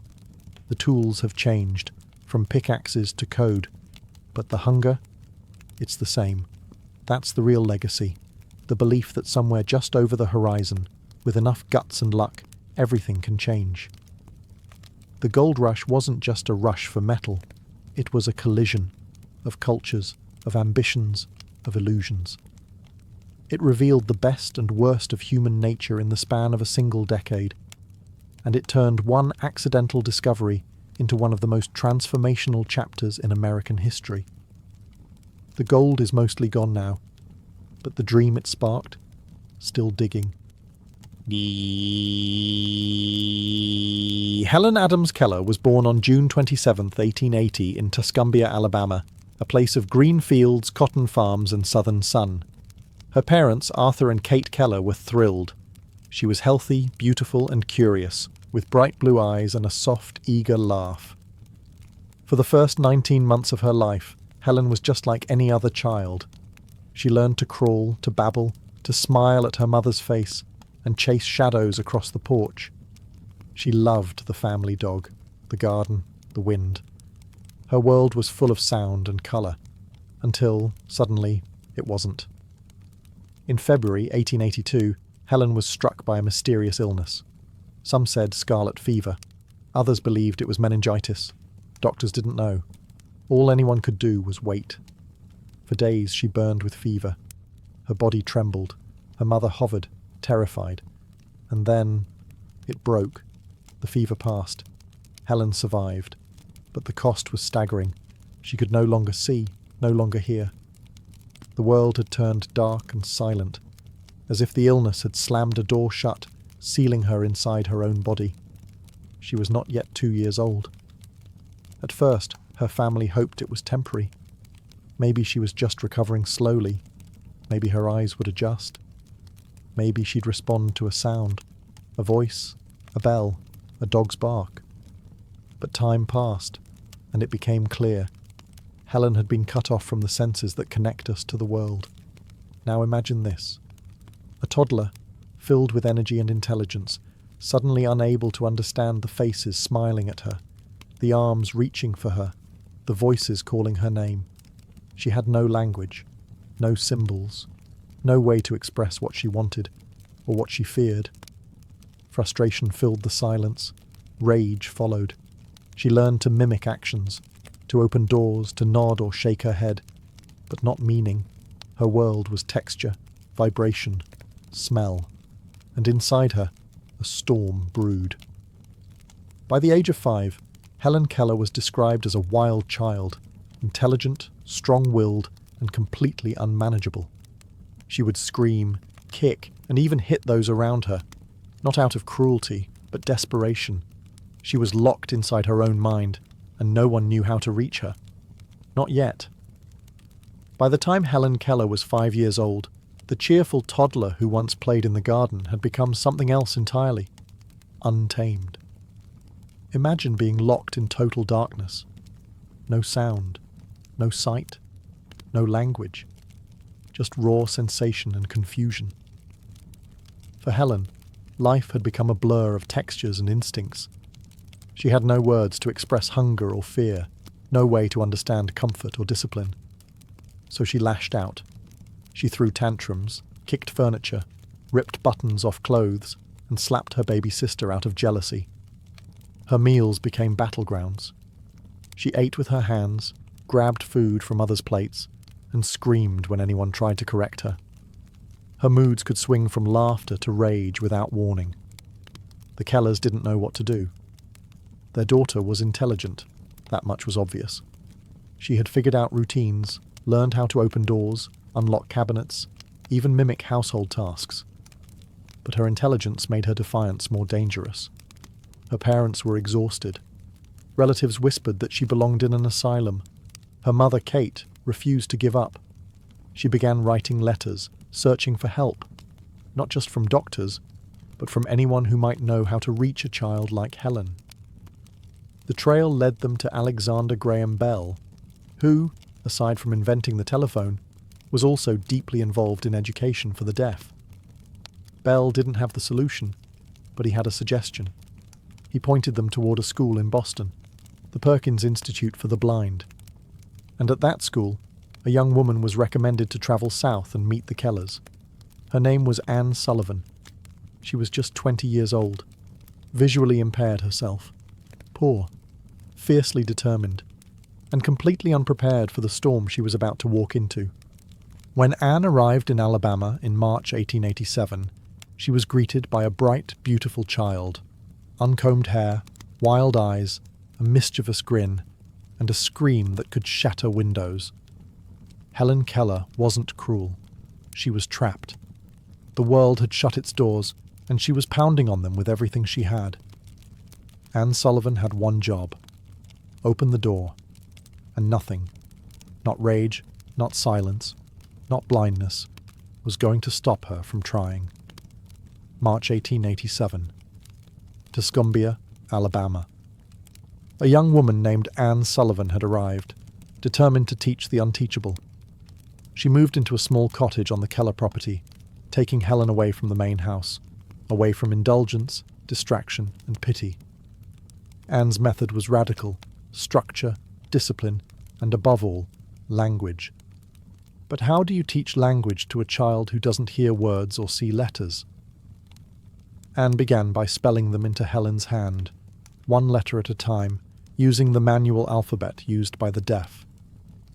D-O-L-L, she would sign into Helen's palm as she handed her a doll. Helen copied the movements. She was smart, curious, but to her it was just finger play, motions with no meaning. She could mimic 100 signs and still not grasp that things had names. Anne was relentless. She spelled the names of everything Helen touched: cake, mug, spoon, water, bread, key. But the child didn't connect them. There was no concept yet. No understanding that the shapes in her palm represented the world around her. Then came April 5th, 1887, a day etched into history. Anne took Helen to the water pump outside. In one hand she placed Helen's fingers under the flow of cool water. With the other she spelled into her palm, W-A-T-E-R. Again and again. Water splashing, fingers moving. Water. Suddenly, Helen froze. The chaos inside her calmed. Her face lit up with wonder. She dropped the mug. She touched the ground. Anne spelled earth. She touched the pump. Anne spelled pump. She touched Anne's dress, her face, her own hand. She had gotten it. For the first time in her life, Helen Keller understood that everything had a name, and that words could be touched, felt, learned. That single moment shattered the walls that had imprisoned her since infancy. A door had opened, and Helen, once locked in silent darkness, had found her way through. By nightfall she had learned 30 words. She would go on to learn thousands. But that was the moment the silence broke, and the world, for the first time, had meaning. Once Helen understood that words had meaning, there was no going back. The door had opened, and now she wanted to run through it. Her mind, starved for years, devoured everything Anne offered. Nouns, verbs, adjectives. She wanted to name the entire world. Every object, every sensation, every emotion. Nothing was too small, too abstract, too complex. Anne could barely keep up. She taught Helen using real-world experience. They walked through gardens, touched flowers, leaves, bark, soil. Helen learned the word flower by feeling a rose, tree, by hugging its trunk, storm, by standing in the rain. And she didn't just want to know what things were. She wanted to know why they were. She asked deep philosophical questions. What is love? Where does the sun go at night? Why do people cry? This wasn't memorization. It was awakening. She also began to understand manners and morality. Not just yes and no, but right and wrong. Anne spelled stories into her hand, biblical parables, Aesop's fables, poems, fairy tales. Through these, Helen learned about kindness, selfishness, generosity, justice. Language wasn't just power, it was freedom. Helen even began writing her first simple sentences using a special slate with raised lines. Each word she spelled made her feel more human, more seen. The frustration that had once driven her to scream and break things had transformed into purpose. But none of this happened by accident. Anne Sullivan worked tirelessly, often 16 hours a day, to unlock Helen's potential. She wasn't just a teacher. She was translator, mentor, protector, best friend. The bond between them was deeper than family, closer than blood. Anne had once called herself half-blind and unwanted. Now she was shaping one of the most remarkable minds in history, and the world began to notice. Newspapers started publishing stories about the miracle child in Alabama, the deaf-blind girl who was now reading, writing, learning faster than anyone believed possible. Helen's hunger wasn't slowing down. If anything, she was just getting started. Because now that she had a voice, even if it came through fingers, she wanted to speak to everyone. And one day soon, she would. By the age of 10, Helen Keller had already defied expectations. She could read Braille, write full sentences, and communicate rapidly through fingerspelling. She devoured books, memorized poems, and debated complex ideas with her teacher Anne. But it wasn't enough. Helen didn't just want to communicate. She wanted to speak. The idea seemed absurd. She was both deaf and blind. How could she possibly learn to form words she had never heard, shaped by sounds she had never experienced? But Helen wasn't asking for permission. She was asking for instruction. So in 1890, her family sent her to the Horace Mann School for the Deaf in Boston. There, she met Sarah Fuller, a dedicated speech teacher, who agreed to try the impossible. The method was tactile. Helen placed her fingers on Sarah's lips, cheeks, and throat as she spoke. She felt the vibration of sounds, the shape of the mouth, the movement of the tongue. Then, slowly, painfully, she began to mimic them, letter by letter, word by word. She practiced endlessly, forming syllables in front of mirrors, feeling her own face, repeating each sound dozens of times. Her first word was it. Next came is, I, have. Small steps, giant courage. It wasn't easy. Her voice was difficult to understand at first. Even those closest to her struggled to make out her words. But Helen kept going, because to her, speech was freedom on another level, a bridge to the world she had never truly entered. And every day, her pronunciation improved. Anne was by her side through every attempt, encouraging, correcting, celebrating. Together, they turned what seemed like a miracle into a method. By 12, Helen could speak full sentences. With time, she would learn to give speeches, recite poetry, even engage in lively conversation, though most people still needed an interpreter to understand her clearly. But that didn't matter, because Helen Keller had done what even optimists thought impossible. She gave sound to silence. She had no memory of hearing her own voice. And yet, she had created one, with breath, muscle, and pure defiance.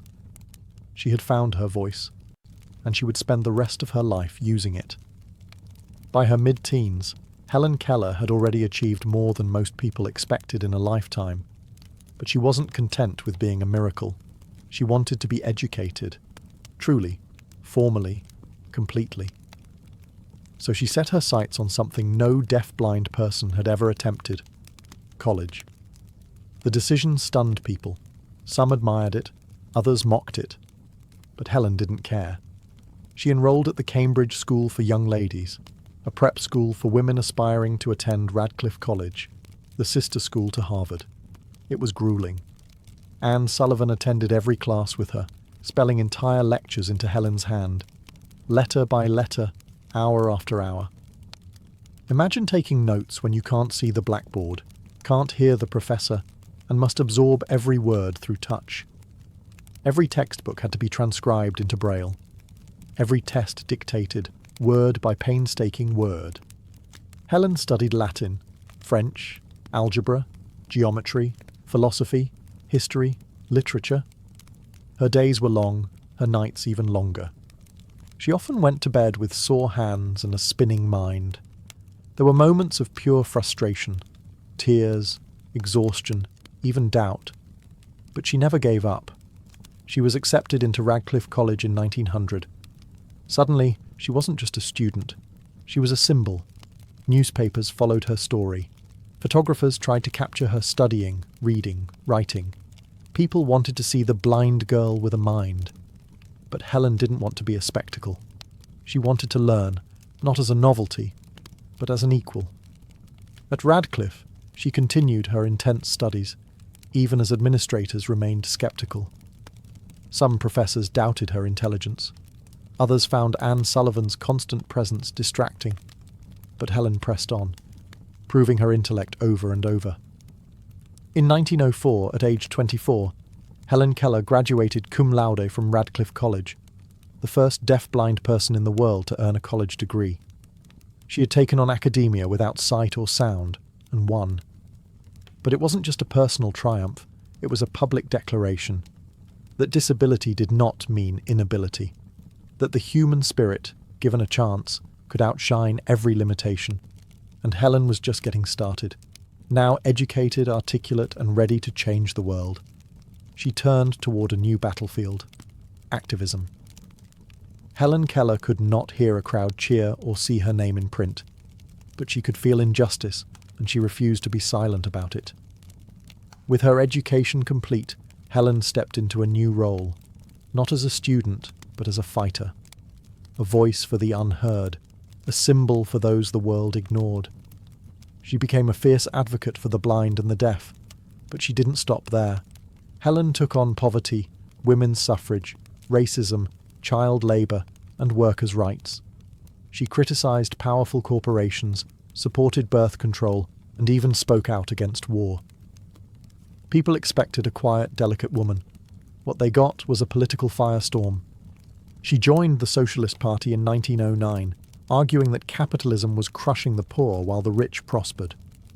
This shocked many of her admirers, people who were comfortable applauding her triumph over disability, but weren't ready for her to challenge their bank accounts. When someone accused her of being misled, she replied, "It is true that I am blind and deaf, but I am not blind to social injustice, nor deaf to the cries of the suffering." She gave lectures around the country, sometimes with Anne Sullivan beside her, interpreting her words. She met world leaders, presidents, authors, and revolutionaries. She was blunt, brilliant, and impossible to dismiss. She campaigned for the American Foundation for the Blind, helping to raise awareness and funding across the nation. She testified before Congress, lobbied for Braille books in libraries, and championed equal education for the disabled. And she wrote books, essays, columns, letters. Her pen was a sword, and she wielded it without fear. In the public eye, she was a paradox, a woman who couldn't see or hear, but who saw more clearly than most, and who spoke more powerfully than those with perfect voices.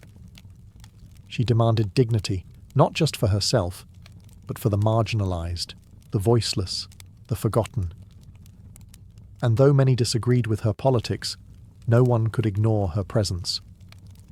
Helen Keller had once lived in a world without words. Now, her words were changing the world. As Helen Keller grew older, the world grew louder in its admiration. She had become a global icon, a symbol of courage, intellect, and boundless will. From Tokyo to Cairo, from Washington to Moscow, her name meant something powerful: hope. She traveled the world, over 35 countries, advocating for the blind and the disabled. Crowds gathered just to see her walk onto a stage. Heads of state bent to shake her hand. Children reached for her, eyes wide, as if touching her might pass on some of her fire. And yet, behind the applause, there was always shadow. Anne Sullivan, her companion, teacher, and best friend, began to lose her health in the 1920s. For decades they had been inseparable, two souls fused by struggle and love. But in 1936, Anne passed away. Helen was devastated. She had known darkness. She had known silence. But this, the silence left by Anne's absence, was different. It was deeper. And still, she continued. She found support in Polly Thompson, who became her new interpreter and companion. Together, they continued the mission. Public speaking, fundraising, lobbying, writing. Helen didn't slow down, not even in her 70s. In 1948, she toured Japan after World War II, meeting wounded soldiers, children in ruined schools, and people who had lost everything. Her presence gave them more than comfort. It gave them a glimpse of what survival looked like when everything else had failed. She received dozens of honors, including the Presidential Medal of Freedom, one of America's highest civilian awards. Universities gave her honorary degrees. Foundations were named in her honor. Books and films told her story. But Helen didn't care for trophies. She cared that blind children had books, that deaf adults had jobs, that people who once felt invisible now felt seen. Even as her own health declined in her final years, she continued to write letters, dictate messages, and support causes she believed in. She once said, "Although the world is full of suffering, it is also full of the overcoming of it." She had lived both sides of that sentence, and through it all, she remained, fully, fiercely, herself. On June 1st, 1968, at the age of 87, Helen Keller passed away in her sleep. She died peacefully in her home in Connecticut, a woman once locked in silence and darkness, now mourned across the world by presidents, poets, activists, and everyday people who had never even met her. But death could not silence her. Helen had become more than a person. She had become a force, a symbol of what the human spirit could do when handed the worst and still daring to rise. Born into a world that offered her nothing, no sight, no sound, no voice, she created a life that left nothing untouched. She helped rewrite how people viewed disability. She shattered the idea that blindness meant helplessness, or that deafness meant ignorance. She proved that communication isn't limited to ears or eyes. It comes from the soul. She wrote 14 books, gave hundreds of speeches, and met every US president from Grover Cleveland to Lyndon B. Johnson. She changed laws. She changed institutions. But most of all, she changed minds.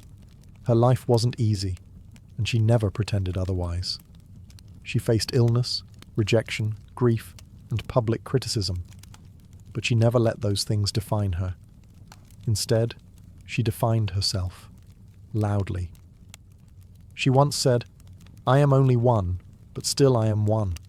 I cannot do everything, but still I can do something." And what she did was reshape history. Today, schools bear her name. Statues stand in her honor. Her books are still read. Her quotes still passed between people in need of strength. And in moments when life feels too heavy, when silence seems too loud, when darkness seems to stretch endlessly, her legacy reminds us. There is always a way through. You may not see it, you may not hear it, but you can be it. Helen Keller never saw a sunrise, she never heard applause, but she taught the world how to listen, and that's a voice that never fades. Long before runways and designer tags, fashion began where civilization did, with sunlight, sand, and the struggle to survive. In ancient Egypt, fashion wasn't just practical, it was sacred. With the Nile as their mirror and the desert as their backdrop, Egyptians draped themselves in linen, light, breathable, and born from the flax that grew along the riverbanks. But it wasn't just about beating the heat. Clothes were spiritual, symbolic. Pharaohs wore finely pleated kilts, golden pectorals, and intricate collars encrusted with lapis lazuli, carnelian, and turquoise. Every colour meant something. White for purity, green for fertility, blue for the gods. The more detailed the weave, the more divine your status. Even children went unclothed until puberty, their innocence worn openly, while the elite were wrapped like living statues, their garments reflecting order and cosmic balance. Across the Fertile Crescent, in Mesopotamia, fashion served a similar dual purpose: protection and prestige. Men wore woolen skirts tied with belts. Women wore layered robes and veils, the earliest legal code to mention clothing. The Code of Hammurabi actually dictated who could wear what. Veils, reserved for noble women. Slaves, forbidden to wear them. Ancient India brought colour into the conversation. With hand-spun cotton and early silk, people wore saris, dhotis, and turbans dyed with plant-based pigments like indigo and madder root. Their textiles told stories of region, of ritual, of rhythm. The Indus Valley might not have left us volumes of written history, but its tiny terracotta figurines show hairstyles, jewellery, and textiles that speak across time. And then there was China, where silk wasn't just a fabric, it was a revolution. Legend says Empress Lezu discovered it when a silkworm cocoon dropped into her tea. By the time of the Shang dynasty, silk became a state secret, protected as fiercely as gold. Who wore silk? The elite, the rulers, the heavens' favourites. Even this early, fashion was never random. It separated kings from servants, priests from commoners, men from women, and sometimes mortals from gods. The shape of a robe, the twist of a belt, the colour of a thread. Fashion was language before writing, art before galleries, and long before anyone said, "Look at me," clothes already had the world's attention. In the marble halls of Athens and on the crowded streets of Rome, fashion became philosophy and a uniform of identity. The ancient Greeks favoured balance in all things, in architecture, in thought, and in the folds of their garments. Men wore chitons, rectangular linen garments pinned at the shoulder and belted at the waist. Women draped themselves in peploi or Himation cloaks, graceful folds of fabric that transformed the body into a living sculpture. Sandals were simple. Hair was styled with restraint. and jewellery, though present, was always in service to harmony. To the Greeks, beauty was moral. Simplicity meant virtue. Ornamentation was fine, as long as it didn't shout. But then came Rome, and Rome never whispered. Roman fashion was about spectacle, power, class. Where the Greeks draped, the Romans layered and legislated. The toga, made from a single piece of wool up to 20 feet long, became the ultimate Roman status symbol. Not everyone could wear one, only male Roman citizens, and even then, there were rules. There was the toga virilis for adult men, the toga praetexta with a purple stripe for senators and magistrates, and the toga picta, embroidered with gold and reserved for emperors and victorious generals. Each type was a costume of authority. Beneath the togas, everyone wore tunics, the t-shirt of the ancient world. Simple, knee-length for men, ankle-length for women. But even tunics told stories. A wealthy Roman might wear a tunic woven from Egyptian linen or dyed with rare murex purple, a colour so expensive it was worth more than gold. Women's fashion in Rome was equally coded. The stola marked a married woman. The palla, a cloak-like shawl, offered modesty and movement. Hair was curled, braided, piled high and sometimes adorned with gold or ivory pins. Fashion wasn't just about beauty. It was a message of fertility, virtue, and social belonging. Even slaves had a fashion role, defined by what they couldn't wear. In both Greece and Rome, clothing didn't just protect the body. It displayed your rank, your role, your citizenship. Every fold, every fabric, every colour was a declaration. You didn't just wear a toga, you wore the state. While Rome wrapped itself in wool and Greece in linen, Asia was spinning something far more luxurious: silk. The Silk Road was more than a trade route. It was a fashion superhighway. Stretching from China to the Mediterranean, it carried not just goods, but ideas, fabrics and styles that would shape centuries of dress. At the heart of it all was China, where silk wasn't just an export. It was a symbol of imperial control. For centuries, the knowledge of silk production was guarded like a state secret. Only royalty and high-ranking officials were allowed to wear the most refined silks, dyed in colours reserved for emperors, like the brilliant, near-mythical imperial yellow. Chinese robes, especially under the Tang and Han dynasties, were masterpieces of structure and symbolism. Embroidered dragons, phoenixes and clouds weren't just decoration. They were spiritual markers of rank and destiny. A person's robe said more than a scroll ever could. Further west, in India, fashion took a different turn, bold, colourful and sensually draped. The sari, still worn today, dates back thousands of years. Woven from fine cotton and silk, dyed with indigo and turmeric, saris weren't just beautiful, they were regional fingerprints.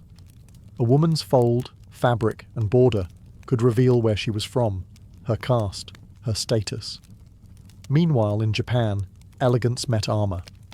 During the Heian period, nobles wore layered silk robes called junihito, their sleeves and collars revealing carefully coordinated colours, a kind of poetic fashion code. But as the samurai class rose, fashion turned toward function and symbolism. Enter the kimono. Worn by both warriors and commoners, the kimono became a garment of layered meaning, its fabric, weave, and design communicating season, occasion, and even political loyalty. The samurai's kimono was sometimes worn beneath armour, its crest boldly announcing clan allegiance. For geisha and courtiers, kimono sleeves became canvases for art. Asian fashion balanced tradition with refinement, restraint with richness. Every pleat, pattern and stitch was deliberate. And as fabrics flowed along the Silk Road, Asia quietly taught the world something vital. That clothing wasn't just about protection or pride, it was culture, sewn into skin. In medieval and Renaissance Europe, clothing was not just what you wore, it was who you were. From castle halls to candlelit courts, fashion became a chessboard, where every thread was a move, and every outfit a declaration of power, virtue, or rebellion. During the Middle Ages, clothing was rigidly tied to class. The poor wore coarse wool and undyed linen. The rich? They turned themselves into walking tapestries. Fur-lined cloaks, jewel-studded belts, and elaborate brocades signalled wealth and piety in equal measure. Dyes were everything. A deep blue meant wealth. A true scarlet, reserved for royalty and cardinals. And then came sumptuary laws, literal legal codes that dictated what you could or could not wear based on your social rank. If you dared to wear silk without noble blood, that wasn't a fashion crime. It was an actual crime. In Renaissance Italy, fashion became an art form. Florence and Venice led the way, creating garments so opulent they seemed to defy gravity. Men wore puffed sleeves and slashed doublets. Women donned velvet gowns with rigid bodices and embroidered sleeves that whispered stories of family lineage and political power. It was no coincidence that during this time of intellectual rebirth, fashion became intensely theatrical. The more fabric you wore, the less you were expected to work. It was a silent performance of status. Look how much I can afford to waste. Then came the corset. Originally worn for posture and modesty, it evolved into a tool of silhouette control, cinching waists, lifting busts, and eventually becoming a symbol of both feminine elegance and restraint. The ideal woman's body became an architectural achievement. And in the grand courts of France and England, fashion reached dizzying new heights, literally. With towering wigs, ruffled collars, and dresses that required scaffolding underneath, women moved like chandeliers. And men? Just as dramatic, with tights, jewels, codpieces, and shoes that curled like punctuation marks. Fashion was power. A courtier's gown could curry favour or ruin reputations. To be seen was everything. To be seen incorrectly, dangerous. In a world of crowns and conspiracies, clothing was armour, not just against the cold, but against irrelevance. By the 17th century, European fashion had become a spectacle of excess. At the French court of Louis XIV, fashion wasn't just a pastime, it was policy. Versailles was a stage, and everyone wore a costume. Men strutted in brocade coats with gold embroidery, lace cuffs, silk stockings, and red-heeled shoes, a signature of the king himself. Their hair? Powdered, perfumed, and piled into towering wigs, often adorned with curls, ribbons, and even miniature ships. Women's dresses were architectural wonders. Wide panniers stretched skirts out several feet on each side. Gowns were layered, ruffled, and embroidered within an inch of collapse. The skin was powdered white, cheeks painted red, and beauty spots placed like exclamation points. It was beautiful, ridiculous, and deeply political. In a world where wealth meant control, fashion became a language of elite detachment. To the nobility, clothing was a way to rise above the ordinary. To everyone else, it was a reminder of just how far they had fallen. And then came the French Revolution. In 1789, the people stormed Versailles, not just the palace, but everything it represented. Excess, inequality, silk and satin at the expense of bread. The guillotine didn't just fall on kings, it fell on wigs, heels, corsets. The fashion of the upper class became the uniform of the enemy. Suddenly, simplicity was power. The sans-culotte, or without breeches, proudly rejected aristocratic knee-length trousers. Instead, they wore plain trousers, the clothing of the working class. To wear extravagant clothes during this time wasn't just tone-deaf, it was dangerous. In the wake of revolution, fashion itself became democratic. The classical world was idolized. Clean lines, natural fabrics, Greek-inspired gowns. Wigs and heavy makeup vanished almost overnight. Even Napoleon understood clothing as strategy. His military uniform, designed for drama and authority, helped create the image of the strong modern leader. His wife, Josephine, popularized high-waisted gowns and sheer fabrics that redefined elegance for the Empire era. But the powdered wig had become a relic. Fashion had shifted. from flaunting wealth to redefining identity. The revolution didn't just change who ruled France, it changed what people wore to survive it. The 19th century roared in on the hiss of steam engines and the hum of textile looms. The Industrial Revolution didn't just change how people worked, it changed how people dressed. Suddenly, clothing wasn't reserved for aristocrats and royalty. Machines could spin, dye, and stitch fabric faster than human hands ever could. Mass production meant lower prices, more availability, and for the first time in history, fashion began to trickle down. But even as manufacturing modernized, style remained rooted in spectacle. Women's fashion took on volume, dramatic, sweeping, and almost absurd. The invention of the crinoline, a cage-like steel frame worn beneath skirts, allowed women to wear dresses that ballooned outward like open umbrellas. Some reached 6 feet in diameter, forcing women to move sideways through doors and practically orbit in ballroom circles. The message was clear. If you could wear a dress that prevented work, walking, or even sitting comfortably, you were probably wealthy enough not to care. Meanwhile, corsets tightened even further, shaping waists into wasp-like proportions. The ideal woman became a fragile hourglass, floating on a sea of silk, lace, and tulle. Fashion was both a prison and a pedestal. For men, fashion settled into sharp, sober lines. Tailcoats, waistcoats, top hats, the uniform of the respectable gentleman. It was during this time that the modern suit began to take form. Clean, restrained, professional, dignified without being flashy. But beneath the surface, new trends were stirring. Department stores sprang up in cities, offering ready-made clothes to a growing middle class. Fashion magazines like Godey's Ladies' Book and La Belle Assemblée began shaping tastes. And with photography emerging, people could now see what fashion looked like far beyond their village. The rise of the sewing machine in the 1850s brought yet another shift, not just in production, but in personal creativity. Home sewing patterns became popular, style became accessible. Fashion was no longer just for the elite, it was becoming a tool for expression. Even Queen Victoria had an impact, popularising white wedding dresses, mourning black, and modesty as fashion. In this new industrial world, clothes no longer just reflected identity.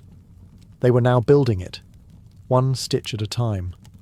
As the 20th century dawned, fashion stood at a crossroads, torn between the corseted elegance of the past and the liberation roaring in with the future. Then came World War I, and everything changed. With men off to battle, women stepped into factories, fields, and offices. The corset, once a daily ritual, became impractical, even dangerous. Skirts shortened, fabrics lightened, practicality became patriotic. Women in uniforms, trousers, and simple tailored coats began to rewrite the definition of femininity. After the war, they weren't ready to go back. The 1920s ushered in a new archetype, the flapper.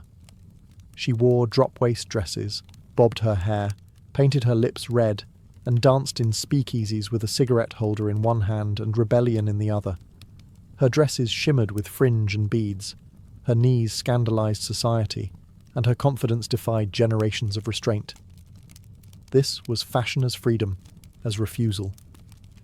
Meanwhile, the men of the Jazz Age embraced sharp suits, wide-legged trousers, slicked-back hair, and Oxford shoes. Hollywood helped glamorize this image, on screen and off. Stars like Greta Garbo and Clark Gable set trends that audiences across the world followed. Then came the crash. The Great Depression of the 1930s forced fashion back toward conservatism. Hemlines dropped, colours dulled. People mended instead of buying. Style didn't disappear, it adapted. Old garments were reworked, flour sacks turned into dresses, and movie stars became style icons of hope amid economic despair. When World War II struck, fashion became a battlefield of its own. Materials were rationed, skirts became shorter, jackets boxier, fabrics stiffer. In the US, the government issued L-85 regulations, dictating how much cloth could be used in civilian clothing. Nylon, once used for stockings, was redirected for parachutes. Women in Europe wore utility clothing, efficient, minimalist, and often uniform-like. Men returned to service dress and battle dress. Yet out of these limits came innovation. Women wore slacks more frequently. Shoulder pads added structure. Fashion designers like Elsa Schiaparelli introduced surreal elements, thumbing their nose at the austerity. In the face of global conflict, fashion became more than style. It became resilience. A signal to the world that even in chaos, we still choose who we are and what we wear to survive. The world emerged from World War II battered but hungry for beauty. And in 1947, French designer Christian Dior gave it just that. He called it the new look. Cinched waists, full, sweeping skirts, soft shoulders, and delicate fabrics. It was a dramatic return to opulence, a celebration of femininity, luxury, and control. For many women, it felt like breathing again after years of rations and uniforms. But not everyone applauded. To some, the new look was a step backward, a return to restrictive ideals after decades of progress. The tension between tradition and transformation would define fashion for decades to come. In the 1950s, American suburbia embraced clean-cut style. Pearls and pencil skirts, grey flannel suits, and everything ironed to perfection. But underneath the polished surface, rebellion was brewing. Teenagers, a newly defined demographic, began rejecting their parents' look. They idolized screen rebels like James Dean and Marlon Brando, whose plain white t-shirts, leather jackets and blue jeans felt raw, honest and dangerous. And there it was, denim. Once a symbol of the American working class, denim became the uniform of youth rebellion. It wasn't fashion made for you, it was fashion you claimed. Then came the 1960s, and the revolution wasn't just televised, it was worn. London's mod culture gave birth to slim suits, mini-skirts, and bold prints. The hippies embraced embroidery, bell-bottoms, and second-hand chic. Fashion became political, anti-war, anti-establishment, anti-everything that came before. By the 1970s, the lines had blurred. Haute couture still thrived, but streetwear had found its voice. Music drove fashion, from disco sequins to punk's torn shirts and safety pins. And through it all, jeans endured, dressed up, distressed, or ripped in protest. Designers like Yves Saint Laurent and Vivienne Westwood understood the shifting tide. Fashion was no longer dictated from the top down. It was now a two-way mirror, reflecting and shaping the world all at once. Clothes were no longer just about class or gender. They were about attitude, identity, resistance. From Dior's silks to Levi's denim, fashion had become something new entirely. Not just what you wore, but who you were. As the 20th century ended, fashion shed its final skin. It stopped asking, "What should we wear?" and started asking, "Who are we?" The 21st century began with a new energy, one driven by identity, diversity, and the rise of the digital age. Fashion was no longer ruled by seasonal trends whispered in the halls of Paris and Milan. Now, it pulsed through Instagram, TikTok, and street corners in Seoul, Nairobi, and New York. Trends were global and instant. A teenager with a smartphone could spark a movement faster than a runway ever could. The rise of fast fashion made style more accessible than ever before. Brands like Zara, H&M, and Forever 21 churned out catwalk-inspired clothes at lightning speed. But it came with a cost. Environmental damage, exploitative labour, and a growing awareness of fashion's dark side. In response, sustainability became a new standard. Designers started rethinking materials, waste, and responsibility. Thrift stores surged. Upcycling became cool. Capsule wardrobes and buy less, choose well became mantras. But the real revolution? It was representation. For decades, fashion favoured one body type, one skin tone, one ideal. But now, the industry is changing. Designers are casting models of all races, sizes, genders, and abilities. Runways feature hijabs, wheelchairs, vitiligo, and drag. What once existed on the margins now walks center stage. Fashion became a battleground for cultural conversations. Think Black Lives Matter slogans on couture gowns, pride parades with high heels and glitter as protest armor. Indigenous designers reclaiming traditional patterns as a statement of survival. Gender, no longer a cage. From androgynous tailoring to skirts on the men's racks, the binary boundaries of fashion began to blur. Icons like Billy Porter, Harry Styles, and Zendaya wore clothes not as statements, but as freedom. And in the metaverse, avatars strut in outfits that can't even exist in real life. Digital fashion, no fabric, no waste, just pixels and imagination, is becoming its own frontier. Fashion now lives everywhere, and it belongs to everyone. What began as linen in ancient Egypt has become a global language, one that can whisper tradition, scream rebellion, or simply say, "This is me." Because in the end, fashion isn't just what we wear. It's how we show the world who we are.